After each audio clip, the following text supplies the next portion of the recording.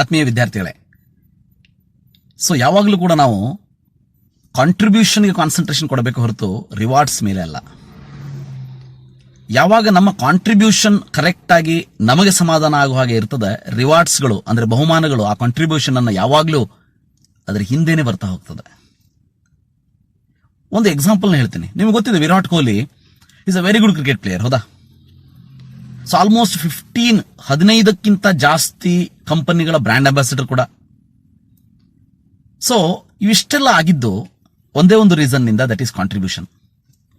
ಯಾರು ಕೂಡ ಅವನ ಹತ್ರ ಬಂದು ನೀನು ಬಹಳ ಫಿಟ್ ಇದೆಯಪ್ಪ, ಸೊ ನಿನಗೆ ನಮ್ಮ ಅಡ್ವರ್ಟೈಸ್ಮೆಂಟ್ ಕಂಪನಿಗೆ ನಾವು ಸೈನ್ ಮಾಡಿಸ್ಕೋತೀವಿ, ಅಥವಾ ನೀವು ಬಹಳ ಚಂದಾಗಿ ಡ್ರೆಸ್ ಹಾಕೋತೀಯಪ್ಪ, ಸೊ ನಮ್ಮ ಒಂದು ಬಟ್ಟೆ ಕಂಪನಿ ಇದೆ, ಸೊ ಅದಕ್ಕೆ ನಿಮ್ಮನ್ನ ಬ್ರ್ಯಾಂಡ್ ಅಂಬಾಸಿಡರ್ ಆಗಿ ತಗೋತೀನಿ. ಸೊ ಈ ರೀತಿ ಯಾವಾಗಲೂ ಕೂಡ ಯಾರು ಕೂಡ ಹೇಳಿದ್ದಂಗೆ ಕಾಣೋದಿಲ್ಲ, ಹೌದಾ? ಅಂದ್ರೆ ಮೀನಿಂಗ್ ಏನು?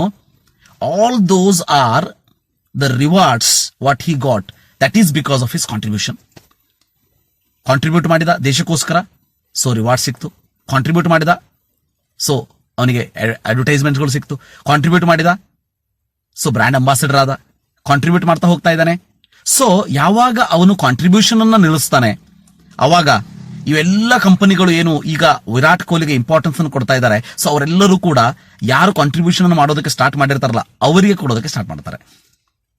ಸೊ ನಿಮಗೆಲ್ಲ ಗೊತ್ತೇ ಇದೆ, ವಿನೋದ್ ಕಾಂಬ್ಳಿ ಮತ್ತೆ ಸಚಿನ್ ತೆಂಡೂಲ್ಕರ್ ಒಂದೇ ಸಾರಿ ತಮ್ಮ ಕರಿಯರ್ನ ಸ್ಟಾರ್ಟ್ ಮಾಡಿದವರು, ಒಂದೇ ಸ್ಕೂಲಲ್ಲಿ ಕಲ್ತವರು, ಒಂದೇ ಅಕಾಡೆಮಿಗೋಸ್ಕರ ಆಡಿದವರು, ಸೊ ಒಂದೇ ಕೋಚ್ ಅಂಡರ್ ಕೋಚಿಂಗ್ ತಗೊಂಡವರು.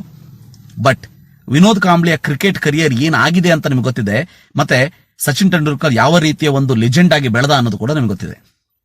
ಸೊ ಏನಾಯ್ತು ನಿಮ್ಗೆ ಗೊತ್ತಿರಲಿ, Vinod Kambli was the fastest test 1000 run ಮಾಡಿರುವಂತವನು. ಸೊ ಅಂದ್ರೆ ಫಾಸ್ಟೆಸ್ಟ್ 1000 ಮಾಡಿರಲಿ ಇವನ ಹೆಸರು ಫಸ್ಟ್ ಬರ್ತದೆ, ಈಗಲೂ ಕೂಡ ಇದೆ. ಸೊ ಅಂದ್ರೆ ವಿನೋದ್ ಕಾಂಬ್ಳಿ ಫಸ್ಟ್ ಆಡಿದ 2-3 ಮ್ಯಾಚ್ ಅಲ್ಲಿ 2 ಡಬಲ್ ಸೆಂಚುರಿಯನ್ನು ಕೂಡ ಹೊಡೆದ. ಹಾಗೆ ನೋಡಿದ್ರೆ Vinod Kambli for the initial stages ಗಳಲ್ಲಿ Vinod Kambli was a good batsman compare to Sachin Tendulkar. But Sachin Tendulkar ಏನ್ ಮಾಡ್ತಾ ಹೋದ? ಸೊ ಅವನು ಕಾಂಟ್ರಿಬ್ಯೂಷನ್ ಮಾಡ್ತಾ ಹೋಗ್ತಾನೆ. ಸೊ ವಿನೋದ್ ಕಾಂಬ್ಳಿ ಓನ್ಲಿ ಒಂದಷ್ಟು ದಿವಸ ಕಾಂಟ್ರಿಬ್ಯೂಷನ್ ಮಾಡಿದ್ಮೇಲೆ ಏನು ರಿವಾರ್ಡ್ಸ್ ಬರೋದಕ್ಕೆ ಸ್ಟಾರ್ಟ್ ಆಯ್ತು, his concentration was on the rewards. Party ಮಾಡೋದಕ್ಕೆ ಸ್ಟಾರ್ಟ್ ಮಾಡ್ತಾನೆ, ಕಿವಿಗೆಲ್ಲ ಓಲೆ ಹಾಕೊಂಡು ಅಡ್ಡಾಡೋದಕ್ಕೆ ಸ್ಟಾರ್ಟ್ ಮಾಡ್ತಾನೆ. ಸೊ ಅಂದ್ರೆ ರಿವಾರ್ಡ್ಸ್ ಕಡೆ ಅವನ ಕಾನ್ಸಂಟ್ರೇಷನ್ ಹೋಗ್ತದೆ, ಸೊ ಕಾಂಟ್ರಿಬ್ಯೂಷನ್ ಕಡೆ ಕಾನ್ಸಂಟ್ರೇಷನ್ ಕಡಿಮೆ ಆಯ್ತು. That is why always remember, rewards will follow your contribution. So Lata Mangeshkar ಗೊತ್ತೇ ಇದೆ, ಲತಾ ಮಂಗೇಶ್ಕರ್ ಕಾಂಟ್ರಿಬ್ಯೂಟ್ ಮಾಡಿದ್ಲು, ಹಾಡಿದ್ಲು, ಸೊ ಒಂದು ಪ್ರಶಸ್ತಿ ಬಂತು. ಲತಾ ಮಂಗೇಶ್ಕರ್ ಮತ್ತೆ ಹಾಡಿದ್ಲು, ಫಿಲ್ಮ್ ಫೇರ್ ಬಂತು. ಲತಾ ಮಂಗೇಶ್ಕರ್ ಮತ್ತೆ ಹಾಡ್ತಾ ಹೋದ್ಲು, ಭಾರತ ರತ್ನ ಬಂತು. ಸೊ ಅಂದ್ರೆ ಕಾಂಟ್ರಿಬ್ಯೂಟ್ ಮಾಡ್ತಾ ಹೋದಾಗೆ ರಿವಾರ್ಡ್ಸ್ಗಳು ಬರ್ತಾನೆ ಹೋಯ್ತು. ಸೊ ಮೈ ಡಿಯರ್ ಸ್ಟೂಡೆಂಟ್ಸ್, ನಾ ಹೇಳೋದಿಷ್ಟೇ, ನೀವು ಯಾವುದೇ ಫೀಲ್ಡ್ ಅಲ್ಲಿ ಇರಿ, so first you put your contribution. So ರಿವಾರ್ಡ್ಸ್ಗೋಸ್ಕರ ನೀವು ರಿವಾರ್ಡ್ಸ್ ಹಿಂದೆ ಹೋಗೋದಕ್ಕೆ ಹೋಗಬೇಡಿ, ಬಹುಮಾನಗಳ ಹಿಂದೆ ಹೋಗೋದಕ್ಕೆ ಹೋಗಬೇಡಿ.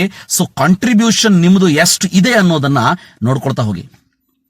ನಿಮಗೆ ಸಮಾಧಾನ ಆಗುವವರೆಗೂ ನೀವು ಕಾಂಟ್ರಿಬ್ಯೂಷನ್ ಅನ್ನು ಮಾಡ್ತಾ ಹೋಗಿ. ನಿಮ್ಮ ಡೆಡಿಕೇಶನ್ ಇರಲಿ, ಕಮಿಟ್ಮೆಂಟ್ ಇರಲಿ, ಆ ಬಹುಮಾನಗಳು ಅನ್ನೋದು ಅಥವಾ ಆ ರಿವಾರ್ಡ್ಸ್ಗಳು ಅನ್ನೋದು ಆ ಕಾಂಟ್ರಿಬ್ಯೂಷನ್ ಅನ್ನ ಹಂಗೆ ಸುತ್ತಾಡ್ಕೊಂಡು ಹಿಂದಿಂದನೇ ಬಂದುಬಿಡ್ತದೆ. ಸೊ ಇದು ಇವತ್ತಿನ Monday motivation. Always concentrate on your contribution, not on the rewards. Thank you. Have a nice day.